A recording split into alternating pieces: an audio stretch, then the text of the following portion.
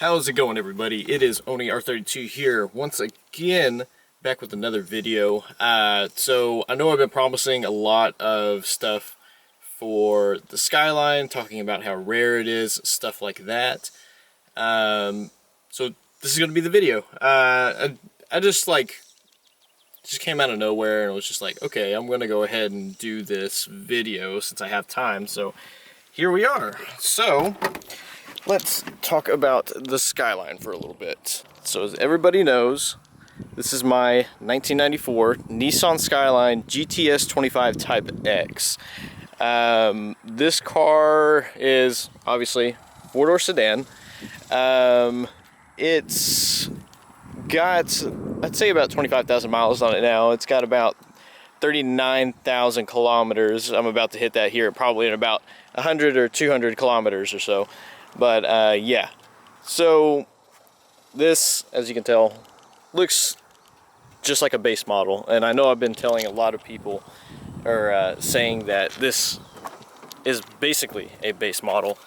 But if we take a look under here, and I've only seen like 2 or 3 people in the States that actually have this type model. So if we open up the hood, which is extremely heavy, I'm gonna hold it up with my head while I put the hood prop on really quick. This has a RB25 DE in it, which is, you would see more commonly in like the R33s and R34s. R34s have the RB25 DE Neos in it. But this one is, well, I guess you could say kind of special. The engraving is 1556. As far as I know, and this is the reason why I say I think this car is pretty rare for what it is. Only 2011 models of the GTS25 Type X's were made. That's including, I believe, sedans and also coupes. Like I said, I think I've only seen like 2 or 3 out of like the Skyline USA groups that actually have a GTS25 Type M or Type X, or Type XM, I think, or XO or something like that. But yeah, only 2011 R32s that were made with the RB25 DEs in them. So I guess you could say this is like, I don't know, like the base car for the R33s and the R34s with the RB25 naturally aspirated. Whenever I did get the car, I did get an awesome Nismo oil cap, and that just looks great. But everything as far as the engine, everything is stock. And I can show you guys right now the fuel lines that I actually did right here. And this is actually multi-fuel fuel lines. So we won't have a problem if we ever, I'm not saying that we are, but if we ever decide to go flex fuel or E85, then that's a great line for it. It holds up to 225 or 255 PSI of pressure, so that's really, really nice. But we go onto the outside, which I was a little surprised at this at first. Disc brakes in the front, disc brakes in the back as well. Usually they come with drum brakes. This one, unfortunately, is a 4-lug for 114.3. It's a little inconvenient, but nothing really to, I guess, complain about, because I do have some wheels that I really do like, that I want. As you can tell, stock muffler, stuff like that. Back in the trunk, I do have like my tools and stuff in there, but I do have the original, I guess you could say, roadside kit right in here. And yes, this is the trunk as well, and it is clean. That's not part of the Skyline, and you know, all that stuff isn't a part of the Skyline. So if we take this off right here, I don't know why this is like some sort of like insulation. You got the scissor jack right here. And then this is the goody stuff. So if we take this out right here, leather bag, it's a little rusted, but OEM Nissan wheel chocks. I have 2 of them. And they came with just a bunch of like little wrenches and stuff like that. Little screwdriver and Phillips and flathead interchangeable, which is really cool. Just a pair of pliers and a couple other things. I'm pretty sure this was the previous owner's like tools and stuff like that he just added on to it. I don't think this was standard OEM Nissan.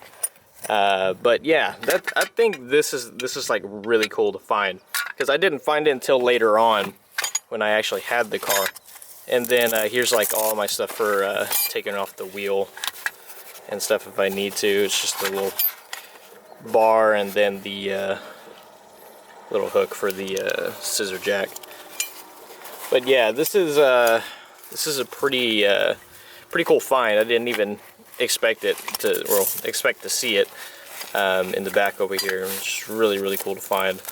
So it's just sitting like right in here, you know, just in a little storage compartment. So it was really cool find.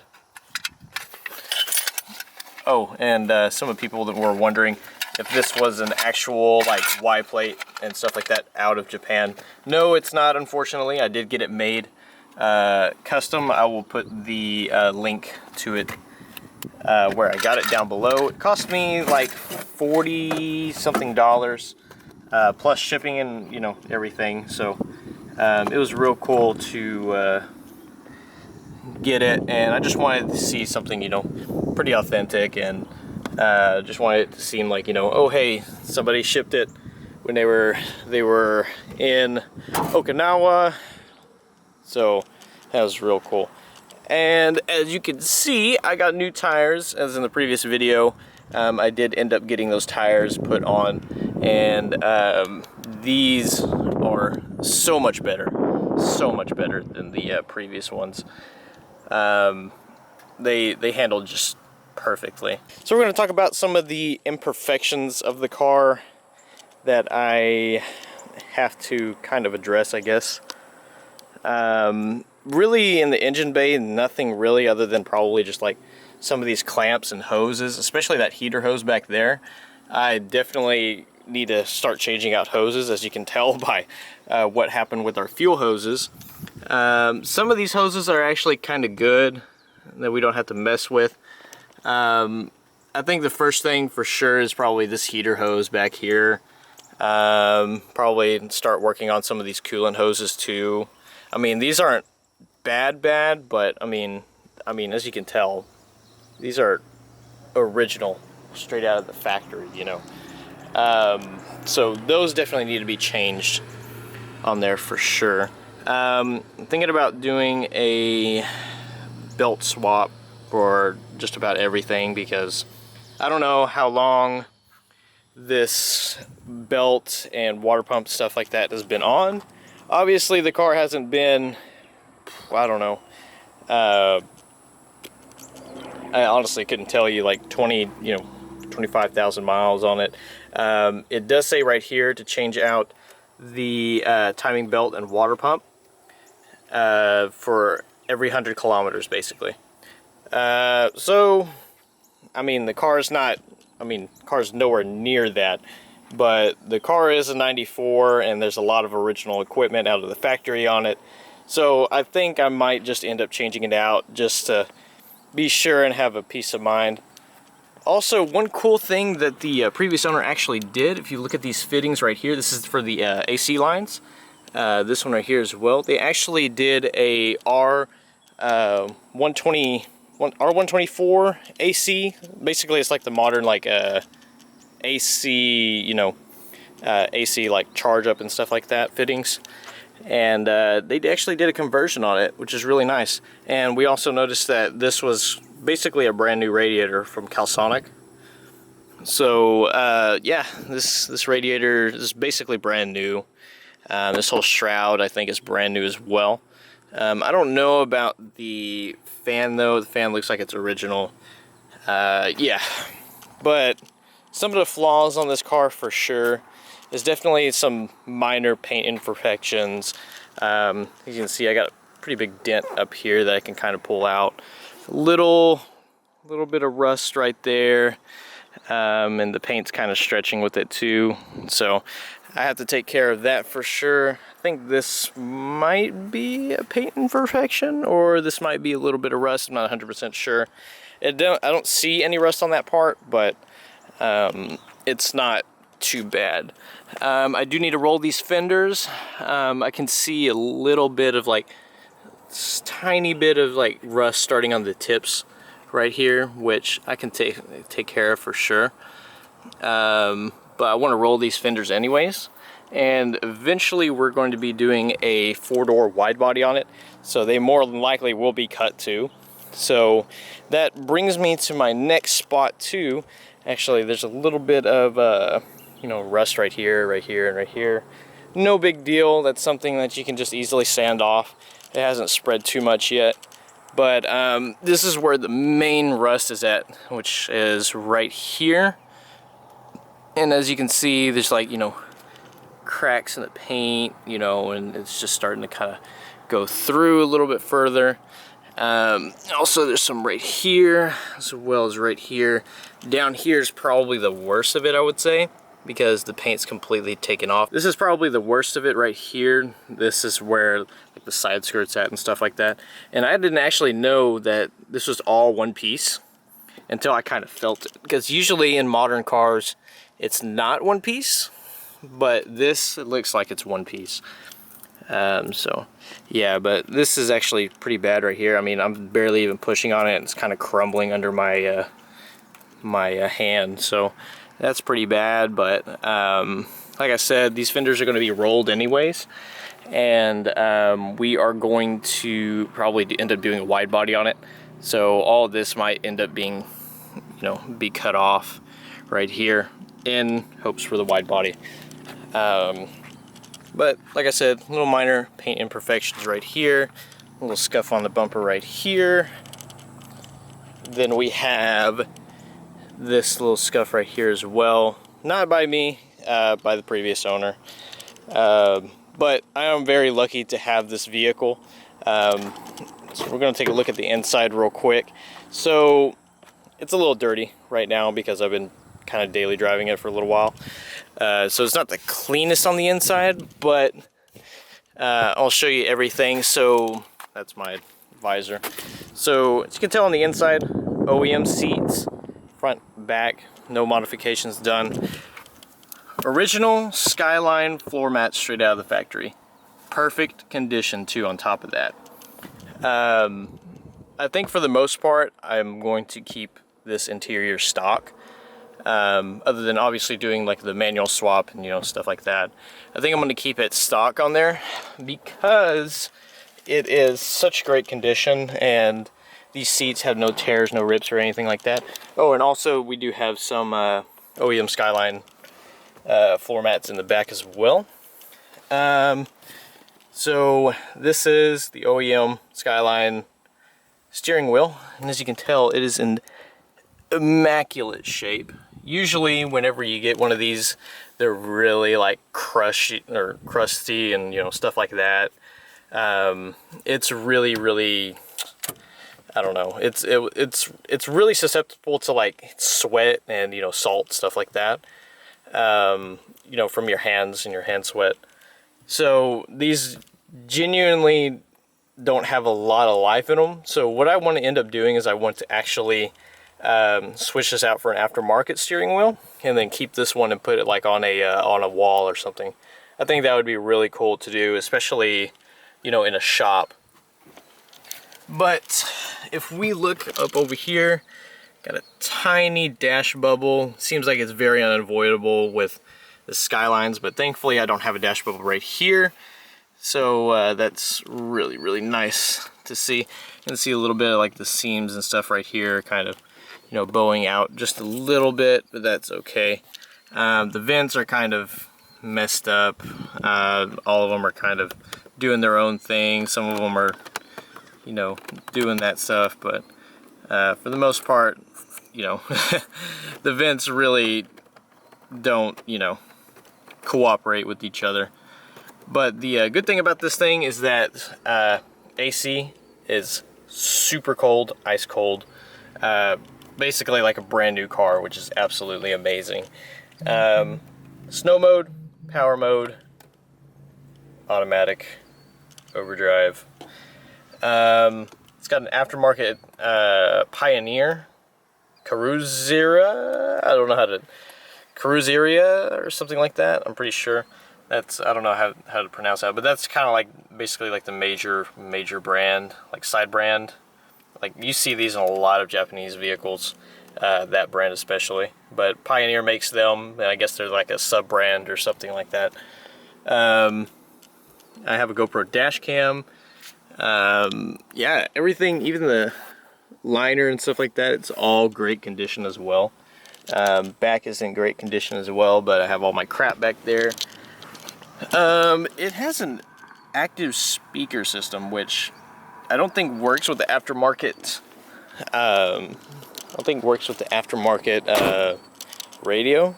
So I don't know how that speaker system works, but you know, I don't think it's ever worked for me. But you can see from like right here, that big dent. I just got to get a puller and like pull it up. It's really cool that, you know, they still have the JCI stuff on the front still. I'm gonna keep that for as long as I can. I don't think I'm ever going to get rid of it ever. It kind of stopped sticking, but I'm gonna see if I can keep it stuck in there. Just kind of stopped sticking, I guess because of the Texas heat or something. But yeah, it's really cool to see some of the original stuff on there and everything too. Like, well, I don't know, it's still full of washer fluid. Holy crap. How much washer fluid do I have? I've used a ton of it. That's odd. Yeah, that's really odd. But yeah, that's basically it for the Skyline. This is a big overview of like what it is. Oh, also, there's that little imperfection right there. It's really strange, but you can tell that the paint quality for sure was the best around this era, because if like this is really thick paint. Like this is real thick, like really thick. I can't stress how thick that paint is compared to new paint, you know. But yeah, this is it right here. This is the Skyline. So future plans for the Skyline, I'm unsure what I want to do as far as like power wise or motor wise. I've heard a lot of people not messing with, especially these RB25 DEs. For this car, they just keep it, you know, stock and original.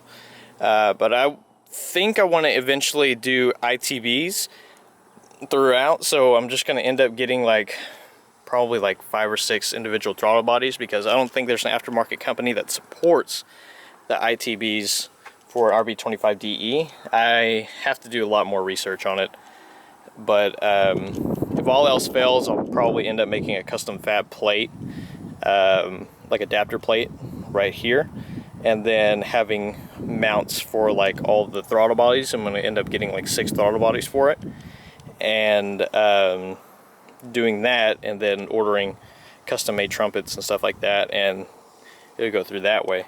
I already got kind of like a base idea of how to fab that up, so that's not really a big deal. So that's one way I could go.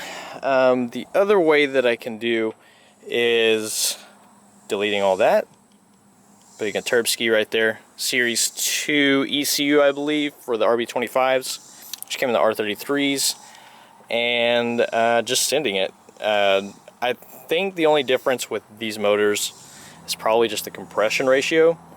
I'm not 100% sure. I got to do a little bit more research, because there's not a lot, you know, on this series RB25, because there's like the Series 1 and the Series 2s. I think this is a Series 1, not 100% sure. But it's a little hard to find a lot of information for this car, I guess you could say. But yeah, plans for it, definitely motor, either ITBs or turboing it, If I do end up turboing it, then I'm just gonna probably just put, not a stock turbo because the stock turbos are shit, but just a stock size turbo with a good, like I guess good wheel, because the wheels in the stock ones are pretty shitty and they blow up after like 13 psi. As far as exterior goes, I definitely want to make a chassis mount front splitter, and I kind of wanted to do a silhouette style R31, kind of like race car style, stuff like that. I think that would be really cool. If you haven't seen like the Bozozoku cars with like the big wings and all that stuff, it's basically like that but less extreme and more aerodynamics. I think I'm going to end up doing a Z32 hub conversion as well. Wide body obviously for the silhouette style stuff. I think this is a little too bright. I think that's good. Wing, definitely want to do a wing here pretty soon, because it needs a wing. It needs a wing. As far as the rear diffuser, I don't know if I'm gonna make one or get like just a custom made vortex generator, you know, universal style fit one. Tail lights, I got a guy that wants to do swap me tail lights, but I don't think I'm gonna do it because I actually do like these a lot, and I might just end up just doing LEDs inside of these. Exhaust, I think I might end up, because with this stock exhaust there's actually a muffler right here and a muffler a little bit further back, and then that's the cat like right after that. So I think what I might end up doing is cutting off this end muffler right here, seeing how it sounds. If it doesn't sound like what I want to, then I'll probably end up ordering an exhaust. I forgot what the brand was, but I think it was like a ISR, I believe, ISR exhaust, and it actually fits the GTS-Ts, but I'm going to I guess I'm going to try it out, but basically it deletes both of those mufflers and straight pipe through. Alright guys, well that's the end of the video, so hopefully you did enjoy this little walkthrough of the Skyline. If you did, leave a thumbs up. Camera's about to die, so I might have to leave right now, so hopefully you guys did enjoy it, and I'll see you guys in the next video. Peace.